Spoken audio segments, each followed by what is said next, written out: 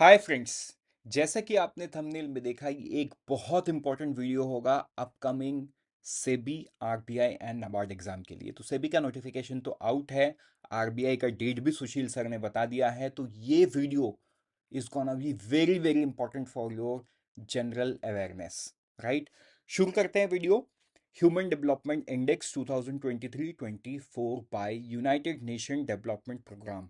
तो देखो, ब्रेकिंग दी ग्रिडलॉक, ये बहुत बड़ी बात यूएनडीपी ने कहा है। इस पूरे चीज को ब्रेक डाउन करेंगे वीडियो में। So friends, welcome to IXMB and very good evening to all of you. So सबसे पहले हम बात करेंगे इंपॉर्टेंट चीज की। इंपॉर्टेंट क्या है? आपको सवाल सीधा सीधा पूछा जा सकता है कि रिपोर्ट का थीम क्या है।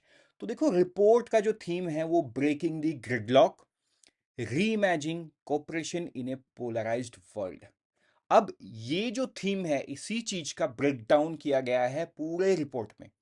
सो ये जो ब्रेकिंग द ग्रिडलॉक है, ठीक है, इसका मतलब क्या है? What is the gridlock? मतलब ग्रिडलॉक से हमको तो मतलब समझ में आ रहा है कि कुछ चीजें बंदिश में है। तो क्या है वो बंदिश? किस तरीके से यूएनडीपी की रिपोर्ट ने क्या सारी चीज कही है, वो हम देखते हैं। देखो, सबसे पहले बात उन्होंने कहा है, why does pursuing the ambition of 2030 agenda for sustainable development and Paris agreement feel like a half-hearted slow through quick stand? Simple सा बात है, 2030 तक आपको पता है सस्टेनेबल डेवलपमेंट गोल्स जो है वो पूरा करने का टारगेट है। लेकिन अब हम 2024 में हैं। तो क्या ये गोल पूरा होता हुआ दिख रहा है? क्या हम पेरिस एग्रीमेंट, मतलब पूरा दुनिया जो पेरिस एग्रीमेंट को रेटिफाई किया है, जिन सारे कंट्रीज, क्या वो सच है या हाफ हार्टेड एक जल्दी में किया हुआ एक एजेंडा था? तो ये ग्रिडलॉक की बात की है। दूसरा ग्रिडलॉक का बात उन्होंने किया है, why in many places does restoring peace, even pauses or ceasefire as a hopeful pursuit to peace feel so elusive? आप सिंपल एग्जांपल ले लो यहाँ पे, रशिया यूक्रेन की, और आप ले लो इसराइल और गाजा की। देखो, दोनों ही अपने जिद में अड़े हुए हैं, कोई वॉर बंद नहीं करना चाहता। सारे दुनिया बोलते तो हैं भाई वॉर बंद करो, लेकिन वॉर बंद तो नहीं हो रहा है। सो ये है एक ग्रिडलॉक। तीसरा जो ग्रिडलॉक की बात उन्होंने की है, why are we immobilised on digital governance while artificial intelligence races ahead in data gold rush. ये तीसरा ग्रिडलॉक का बाद उन्होंने किया है कि हम क्यों आर्टिफिशियल इंटेलिजेंस के पीछे गोल्ड रश की तरह भाग रहे हैं, वेरएस हमारे पास डिजिटल गवर्नेंस को लेके बहुत सारी चीजें अभी भी करना बाकी है, जिसको हम मोबालाइज नहीं कर रहे हैं। ये सवाल उन्होंने पूछा।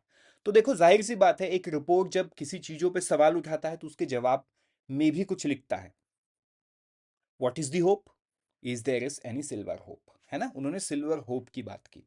ऐसा नहीं है कि ये ग्रिडलॉक ही सारे परेशानियां हैं। इन सारे परेशानियों में भी there is some silver hope, मतलब कुछ अच्छाइयां है पूरे दुनिया में। उस अच्छाई की बात उन्होंने इस रिपोर्ट में in the name of silver hope की है। ठीक है, सिल्वर ऑफ होप। देखते हैं ये सिल्वर ऑफ होप है क्या। सिल्वर और होप में उन्होंने यूक्रेन ग्रीन डील की बात करते हैं। आपको ध्यान होगा, जब रशिया यूक्रेन का वार शुरू हुआ था, अब रशिया एंड यूक्रेन दोनों ही पूरे दुनिया को वीट सप्लाई करता था, मतलब they were one of the biggest supplier of wheat. लेकिन वॉर की वजह से ग्लोबल फूड सिक्योरिटी इनसिक्योर हो गया था, क्योंकि वीट सप्लाई रुक गया था। तो अब वो सस्पेंडेड था, लेकिन फिर उसे उठा दिया गया और वो धीरे धीरे सिक्योरिटी की तरफ चलने लगा। तो ये एक सिल्वर ऑफ होप है कि ये परेशानी तो है, आज भी देखो रशिया यूक्रेन में लड़ाई हो रही है, लेकिन कहीं ना कहीं things have improved over the time. ये जो इनसिक्योरिटी था उसको सिक्योरिटी में कन्वर्ट किया गया। Next is the production of covid vaccine which saved millions of life. अब देखो, क्योंकि ये रिपोर्ट हर 2 साल में एक बार आता है, तो इसमें कुछ पुराने चीजें डिस्कस जरूर होंगे, क्योंकि ये जो डेटा है ये कहीं ना कहीं 2022 का डेटा कलेक्टेड है, correct, just after the Covid. तो सिल्वर होप की बात की है उन्होंने कोविड-19 के वैक्सीन को लेके। कोविड-19 के वैक्सीन को कंपनियों ने बनाया, उसका मास प्रोडक्शन किया, डब्ल्यूएचओ के थ्रू, यूनिसेफ के थ्रू उसको पूरे दुनिया में सप्लाई भी किया। कुछ कंट्री ने खरीदा, कुछ को फ्री में एक्सेस मिला, एंड सो ऑन। ठीक है। तीसरा बात उन्होंने किया है, countries continue to cooperate on genomic sequencing of variant even as shameful inequalities in vaccine access persist. Right, तो देखो ये बहुत बड़ा स्टेटमेंट है कि रिपोर्ट में जब ऐसी बात लिखी जाती है तो इसका सीधा सिंपल मतलब है कि ह्यूमन डेवलपमेंट के पर्सपेक्टिव में the report is happy on the side how countries have shared data on genomic sequencing, क्योंकि देखो जेनोम सीक्वेंसिंग से ही एक वायरस को खत्म किया जा सकता था। जब तक वो सीक्वेंसिंग समझ में नहीं आए तब तक उसका एक अतोड़ वैक्सीन बनाना इज रियली डिफिकल्ट। तो रिपोर्ट ने इस चीज को हैप्पी लाइट में दिखाया कि हाँ ये तो सही चीज किया तुमने, लेकिन एक गलत चीज भी दिखाया कि जिनके पास पैसा है, जो पावरफुल कंट्रीज हैं, जिनको प्रोडक्शन करना आता है, जिन्होंने इस वैक्सीन को बनाया, उन्हें तो मिल गया, लेकिन जो कंट्री गरीब है, जिस कंट्री के पास पैसा नहीं है, वहां पे एक इनइक्वालिटी दिखा वैक्सीन के एक्सेस को लेके। राइट, तो ये बात उन्होंने रिपोर्ट पे बताई है। आखिरी जो है वो है COP 26 में एक बहुत अच्छा चीज ये हुआ कि $600 मिलियन का एक फंड क्रिएट किया गया towards net loss and damage fund to benefit 3 billion people. Correct, तो ये चीज उन्होंने ब्रेकिंग द ग्रिडलॉक में जो सिल्वर होप है, वो सिल्वर होप में ये 4 बातें उन्होंने की है। तो देखो आपके डिस्क्रिप्टिव राइटिंग के प्रोस्पेक्टिव में ना this is very very useful, दोनों ही। ब्रेकिंग द ग्रिडलॉक क्या था और सिल्वर होप क्या है। करेक्ट, तो एक पांचवा भी है। ओके, इसमें 5 पॉइंट है, ये फिफ्थ पॉइंट क्या है? Global clean energy investment and jobs and opportunities that come with it reached all time high of 1.8 trillion इन 2023। तो ये बात भी उन्होंने की है। तो ये 5 चीजें आपको ध्यान में देना होगा। अब एक सवाल है, how is the index prepared? ये तो बात हो गई ग्रिडलॉक की, थीम की, किस थीम के बेसिस पे पूरा रिपोर्ट बेस्ड है। लेकिन एक बेसिक बात, ये रिपोर्ट बनता कैसे है? तो देखो बहुत ही सिंपल है, इसमें 3 डायमेंशंस हैं। Long and healthy life, knowledge, decent standard of living. इसमें 4 इंडिकेटर्स हैं, life expectancy and birth, expected year of schooling, mean year of schooling and GNI per capita in purchasing power parity in terms of dollar। इन तीनों का dimension index बनता है, फिर इसको एक mathematical formula में डाल के निकाला जाता है, वो मैं आगे आपको दिखाऊंगा। तो यहां पे मैं आपको बता दूं कि इस इंडेक्स को बनाने वाले एक पाकिस्तानी इकोनॉमिस्ट महबूब उल हक और उनके साथ अमर्त्य सेन काम किए थे 1990 में। इस रिपोर्ट को यूएनडीपी ने अडॉप्ट कर लिया है, तब से ये रिपोर्ट रेगुलरली, बीच में एक साल नहीं आया था बट तब से ये रिपोर्ट रेगुलरली आता है, हर 2 साल में एक बार ये रिलीज होता है। राइट, तो ये है वो मैथमेटिकल फॉर्मूला जिसकी बात मैं कर रहा था। ये जो इंडेक्स निकल के आता है ना, life expectancy index, GNI index और एजुकेशनल इंडेक्स, इस इंडेक्स को एक क्यूब रूट पर डाला जाता है। इसका वैल्यू हमेशा 0 से लेके 1 के बीच में ही होगा। करेक्ट, और ये जो वैल्यू जितना ज्यादा 0 के पास होगा उतना बेकार ह्यूमन डेवलपमेंट, जितना ज्यादा 1 के पास होगा उतना बेटर ह्यूमन डेवलपमेंट। तो इस बेसिस पे यूएनडीपी ने क्या किया, सारे देशों को इन 4 भागों में बांट दिया। Low human development, medium human development, high human development and very high human development. जो इंडिया है वो मीडियम ह्यूमन डेवलपमेंट कैटेगरी में आता है। वो किस तरीके का कैटेगरी है, क्या है हमारा इंडेक्स, वो हम आगे देखेंगे। अब हम रिपोर्ट की बात करते हैं, ह्यूमन डेवलपमेंट रिपोर्ट 2023-24। तो देखो 23-24 में उन्होंने एक ट्रैजेक्टरी दिखाया। तो ये जो ट्रैजेक्टरी है लास्ट 20 साल का है। ठीक है, 1999 से शुरू कर लो। 1999 से इस तरीके से, ये जहां तक ब्लू लाइन गया, जहां तक मैंने मार्क किया, ह्यूमन डेवलपमेंट कंटिन्यूअसली ग्रो कर रहा है। लेकिन ड्यू टू द कोविड, ये जो ट्रैजेक्टरी, जो देखो ये रेड कलर का लाइन, अच्छा ये देखो लिखा हुआ है प्री 2019 ट्रेंड, ट्रेंड इस तरीके से जाना था, लेकिन क्या हो गया, कोविड के वजह से ये सीधा सीधा नीचे से अब ग्रो कर रहा है। करेक्ट, अब देखो मीन ईयर ऑफ स्कूलिंग था, हमने क्या क्या देखा, लाइफ एक्सपेक्टेंसी एंड बर्थ था, लेकिन कोविड की वजह से तो लोगों के हेल्थ को ही इंपैक्ट किया था, तो लाइफ एक्सपेक्टेंसी एंड बर्थ कम हो गया, मतलब एक 3 का एक इंडेक्स को हिट किया। जो दूसरा इंडेक्स है वो क्या है, mean year of schooling and expected year of schooling. Covid की वजह से स्कूल्स कॉलेजेस सारे बंद थे, तो कहीं ना कहीं एजुकेशन को भी हिट किया। फिर तीसरा था GNI per capita in terms of dollar. तो जीएनआई पर कैपिटा कोविड की वजह से लोगों की जॉब चले गई, लोगों की सैलरी कट हुई, जिस वजह से लोगों का इनकम हिट हुआ, तो जाहिर सी बात है वो इंडेक्स को भी हिट किया। तो जब तीनों इंडेक्स हिट होता है then we can see the real the index goes down. Correct, and it is very much common. मतलब आई थिंक ये क्लियर हो गया, नहीं क्लियर हुआ तो बिल्कुल आप कमेंट पे सेक्शन पे लिखो, आई कैन रिप्लाई बैक। अब इसमें एक दूसरा बात उन्होंने कहा है, दूसरा बात ये कहा है कि ये जो डाउन ट्रेंड हमें देखने को मिला, उस डाउन ट्रेंड में अगर हम ओईडीसी कंट्रीज की बात करें तो उसमें 100% इंप्रूवमेंट, मतलब 100% of the countries have recovered, क्योंकि उनके पास पैसा है, उनके पास वैक्सीन खरीदने का मतलब पैसा है, मतलब दे दे कैन परचेज वैक्सीन। कुछ कंट्रीज वैक्सीन बना रही हैं, कुछ कंट्रीज वैक्सीन का इन्वेंट किया।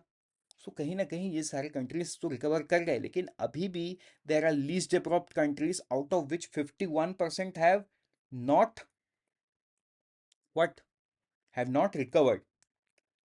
Right, I hope it's clear.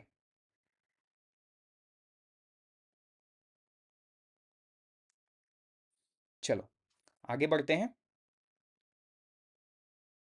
तो अब एक इंपॉर्टेंट बात देखते हैं, इस रिपोर्ट में ना एक नया चीज आया है, self reported stress. Self reported stress का मतलब क्या है, कंट्रीज खुद ही स्ट्रेस को रिपोर्ट की है। तो लो एचडीआई ग्रुप में टोटल 30 कंट्री हैं, 30 में से 24 कंट्री ने स्ट्रेस रिपोर्ट किया। मीडियम इनकम ग्रुप में, मतलब मीडियम एचडीआई ग्रुप में भी 32 कंट्री से 25 कंट्री उन्होंने किया स्ट्रेस को रिपोर्ट। हाई एचडीआई में 24 country and very high 39 country. तो इसका मतलब ये नहीं है कि ह्यूमन डेवलपमेंट अगर अच्छा भी है, मतलब let's say high human development group, तो वहां पे भी आप देखो out of 59 39 countries have reported stress. Right, तो देखो ये स्ट्रेस अब किस तरीके का है। तो यहाँ पे एक मल्टी डायमेंशनल तरीके से सोचो, ये स्ट्रेस फाइनेंशियल है, ये स्ट्रेस फूड सिक्योरिटी को लेके है, ये स्ट्रेस क्लाइमेट चेंज को लेके है, ये स्ट्रेस इंटरनल इश्यूज को लेके है, ये स्ट्रेस पोलराइजेशन को लेके है, ये स्ट्रेस मल्टीलैटरल भी है, मतलब एक कंट्री से, है ना, दूसरे कंट्री का मतलब कोल्ड वॉर टाइप सिचुएशन है ना, उस तरीके का भी स्ट्रेस है। तो इस चीज में डीप में मत जाओ, बट हाँ यहाँ पे आप ये समझो कि जैसे इंडिया मीडियम एचडीआई कैटेगरी में आता है, तो उस कैटेगरी में ना 25 कंट्री हैज रिपोर्टेड। तो हल्के चीजों को याद रखो, ऑब्जेक्टिव तो होपफुली इससे नहीं आएगा, लेकिन डिस्क्रिप्टिव के लिए यू शुड नो फैक्ट। ठीक है, वैसे ही अब एक दूसरे पैराडॉक्स की बात करते हैं, ये है डेमोक्रेसी पैराडॉक्स। तो देखो ये डेमोक्रेसी पैराडॉक्स है क्या। सिंपल बात है, डेमोक्रेसी पैराडॉक्स मतलब देश में कुछ ऐसे लोग हैं जो चाहते हैं कि डेमोक्रेसी हो, लेकिन उसके साथ साथ उन्हें उस डेमोक्रेसी का कुछ डर भी है। That is democracy paradox. मतलब आप चाह रहे हो कि क्या इस ये हो, लेकिन आप उस चीज से डरते भी हो, दैट इज पैराडॉक्स।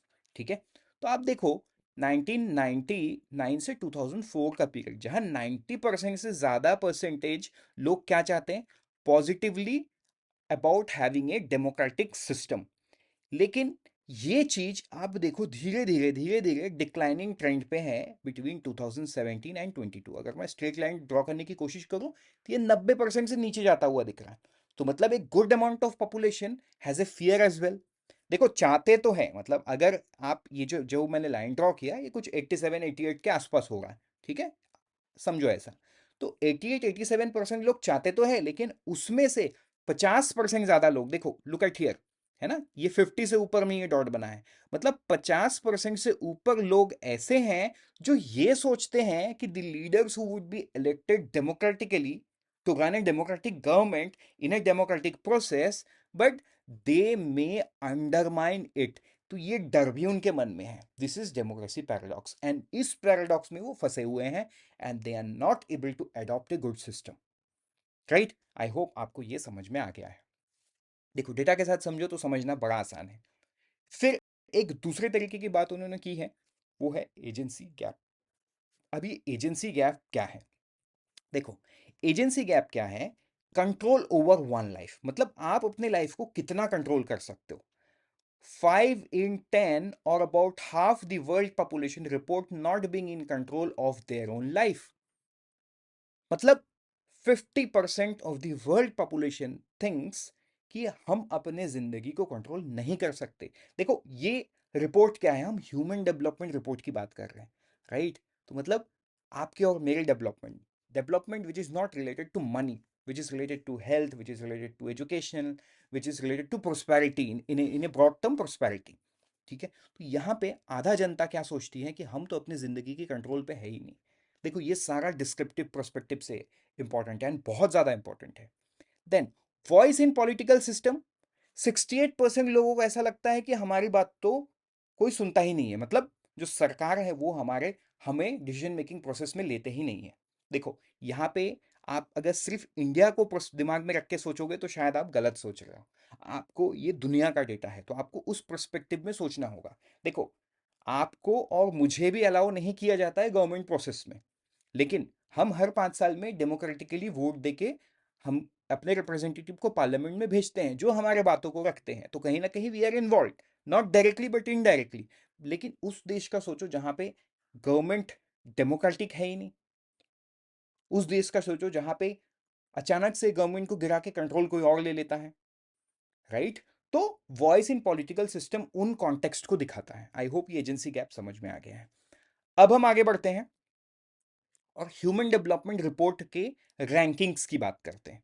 ठीक है, मीडियम ह्यूमन डेवलपमेंट कैटेगरी में है इंडिया को, out of 193 country we are ranked 134। ठीक, तो इस पे क्या है, इस पे कुछ पॉइंट्स देखते हैं हम। इंडिया का जो एच डी आई वैल्यू है वो 0.644, ये याद करना है, ये पूछा जा सकता है।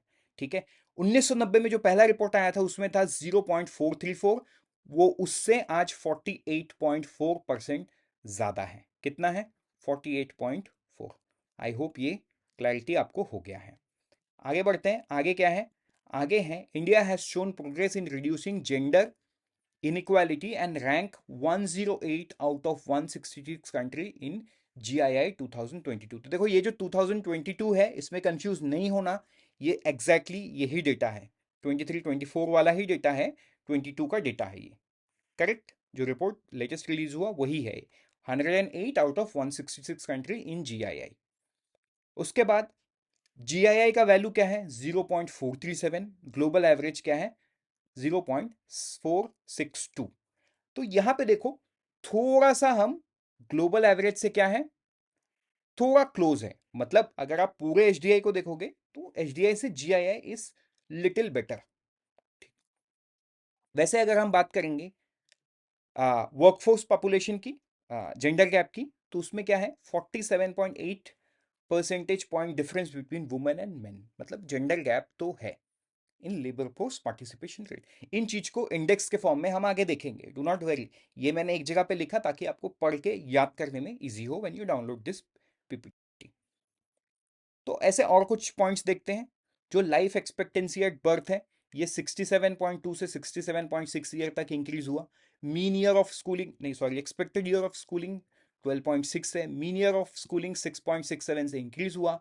जीएनआई बढ़ गया 6,542 से $6,951। वैसे ही 1990 से अगर लाइफ एक्सपेक्टेंसी एट बर्थ देखे तो 9.1% का इंक्रीज है ना? फिर उसके बाद जीएनआई पर कैपिटा 287 परसेंटेज का इंक्रीज है, एंड सो ऑन। मतलब this are the datas which you have to remember. तो एक की अचीवमेंट क्या है? Reducing the gender equality. Gender equality को रिड्यूस करने में इंडिया बहुत हद तक सक्षम हुआ है, and it now ranks 108 out of 166 country, जो हमने लास्ट वाले स्लाइड पे भी देखा। तो ये याद करना है। अब हम इंडेक्स में एग्जैक्ट रैंकिंग्स की बात करेंगे। तो सबसे पहले इंडेक्स की बात करेंगे, ह्यूमन डेवलपमेंट इंडेक्स, एचडीआई जिसको बोलते हैं। तो एचडीआई में हमारा रैंक कितना है? 134। ठीक है, हमारा आज के दिन का स्कोर क्या है? 0.644। 2021 का, 2020 का, 19 का, ये सारा आप देख सकते हो, राइट? लेकिन याद तो आपको 22 का करना पड़ेगा, 644। ठीक है, 2015 से 22 के बीच में चेंज कितना हुआ है? 4 पॉइंट्स हमने रैंकिंग टेबल को इंप्रूव किया है, करेक्ट? आगे बढ़ते हैं। इनइक्वालिटी एडजस्टेड एचडीआई, इनइक्वालिटी मतलब देश के अमीर आदमी में, देश के गरीब आदमी में। हाइपोथेटिकली मैं समझा रहा हूं, मान के चलो मुंबई में रहने वाले लोग और झारखंड या छत्तीसगढ़ या बिहार के किसी गांव में रहने वाले लोग, क्या डिफरेंस है? That is inequality adjusted HDI, right? तो उसे एक डिस्काउंटिंग प्रोसेस से कैलकुलेट किया जाता है, दैट इज नॉट इंपॉर्टेंट, लेकिन ये इंडेक्स को आपको जानना है कि 134 से हम 6 रैंक पीछे है। डिफरेंस कितना है? -6 का, ये आप देख सकते हो, difference from HDI.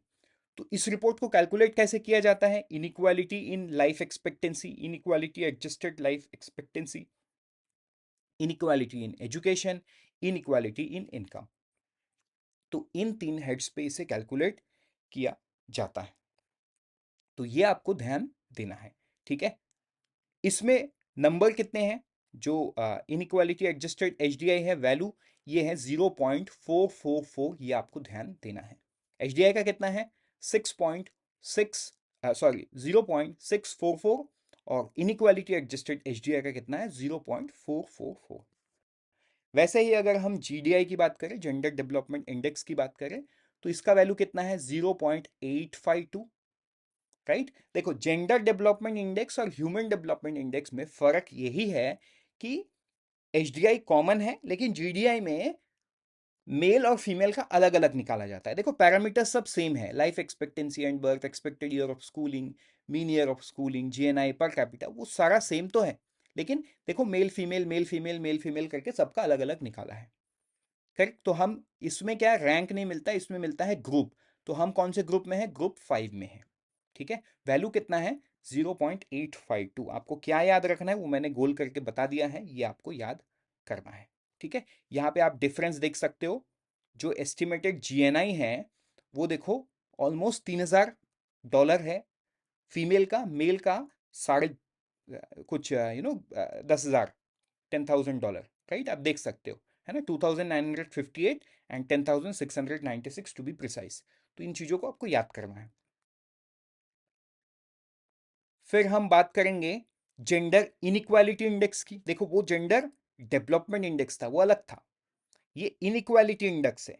Inequality index में थोड़ा सा जो कैलकुलेट करने का पैरामीटर्स होता है, इंडिकेटर्स होता है, वो अलग होता है। मैटरनल मॉर्टेलिटी रेट होता है, एडोलेसेंट बर्थ रेट होता है, shares of seats in parliament होता है, population with least some secondary education, labour force participation rate, इस तरीके से चीज़ों को कैलकुलेट किया जाता है।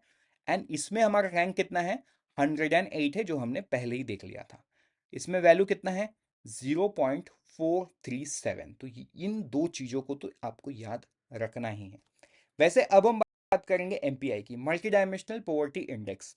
तो देखो, जो एमपीआई है ये तो ऑलरेडी नीति आयोग निकालता है, तो लेकिन नीति आयोग के साथ इस एमपीआई को कंफ्यूज नहीं करना है, करेक्ट? ये यूएनडीपी का है। इसमें टोटल 10 पैरामीटर्स होते हैं। ये 10 पैरामीटर्स आप देख सकते हो, ये यहाँ पे दिया हुआ है, ठीक है? ये 10 पैरामीटर्स है, ये देखो यहाँ पे ना पूरा पैरामीटर्स दिया हुआ है। इसका अलग अलग वेटेज है, मतलब वेटेज इज डिफरेंट, ऐसा नहीं कि 10% है, नहीं, सबका परसेंटेज अलग अलग है। तो उन परसेंटेज पे इसको कैलकुलेट किया जाता है, एंड वैल्यू क्या आया है? वैल्यू आया है 0.069। तो रिपोर्ट के हिसाब से 16.6% are multi dimensionally poor in India as per this report, ठीक? ये आपको ध्यान देना है। फिर आगे हम बात करेंगे प्लानिटरी प्रेशर एडजस्टेड एचडीआई। तो देखो, ये प्लानिटरी प्रेशर 1990 में नहीं था, इसको 2020 के रिपोर्ट से इंक्लूड किया गया। मटेरियल फुटप्रिंट, है ना, per capita carbon dioxide emission, ये है इनके पैरामीटर्स, ये आप देख सकते हो यहाँ पे पैरामीटर्स। और इसके रैंकिंग में इसका जो वैल्यू है वो क्या है? 0.625, क्या है? और रैंक में डिफरेंस कितना है? 7, करेक्ट? तो आई होप ये आपको क्लियर समझ में आ गया है कि क्या है प्लानिटरी प्रेशर एडजस्टेड एचडीआई का। मतलब क्या है कि हम हमारे प्लैनेट में कितना प्रेशर दे रहे हैं। तो एवरी कंट्री का, हर कंट्री का अलग अलग निकाला जाता है, तो समझ में आता है कि किस कंट्री का कितना कार्बन फुटप्रिंट है, कितना per capita carbon dioxide emission है, राइट? अब हम बात करेंगे रैंक्स की, रैंक्स को कंपेयर करेंगे। तो देखो, ये सारा रैंक्स मैंने लिख दिया है रिपोर्ट से, ये सारा आपको याद करना है, because this are very important, it can be asked. Top 5 आपको पता होना चाहिए, टॉप बॉटम भी आपको पता होना चाहिए, टॉप 5 इकोनॉमी में जो लोग हैं उनका भी आपको पता होना चाहिए। With this we are done with the video. SEBI का नोटिफिकेशन आया है, बहुत अच्छे से तैयारी करो, क्योंकि सेबी आरबीआई दोनों ही एग्जाम का डेट ऑलमोस्ट कन्फर्म्ड है, confirmed by the Sushil sir. And आप इसकी तैयारी में लग जाओ, हो सकता है you may clear both the examination, फिर आपको चूज करना पड़ेगा कि किसे ज्वाइन करना है। Friends, always remember we help you prepare 50% faster with this kind of videos.